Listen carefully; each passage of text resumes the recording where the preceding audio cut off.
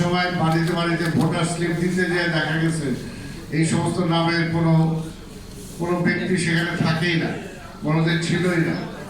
এগুলো একটা ভুতুরে কাণ্ড। কাজে ভুতুরে যে ভোটার তালিকা এগুলো সংযোজন করা হয়েছে, সেসব মাইগ্রেট করা হয়েছে ভোটার, সেই মাইগ্রেটটা সত্যিকার মতো হয় নাই।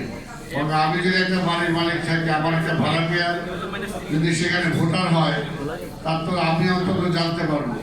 আমার তো একটা কোনো রিকমেন্ডেশন লাগবে যে সে আমার ভোটার, সে আমার বাড়ির ভাড়াটিয়া, অন্তত 2 বছর ধরে সে ঢাকা শহরে থাকে, কিন্তু সেইগুলো নাই।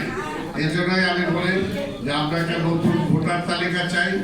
এটা ভোটার তালিকা যদি কালকের মধ্যে করতে পারেন, তা পরশুদিনই নির্বাচন দিয়ে দেন, কোনো অসুবিধা নাই।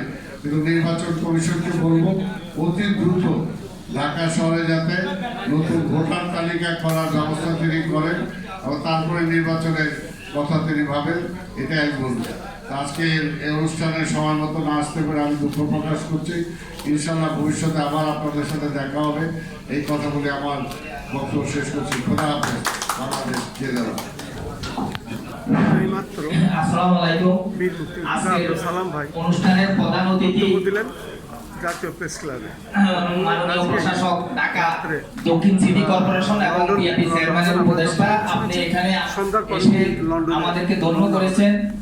আমরা এটাই আশা করব যে 55,000 ইউনিয়ন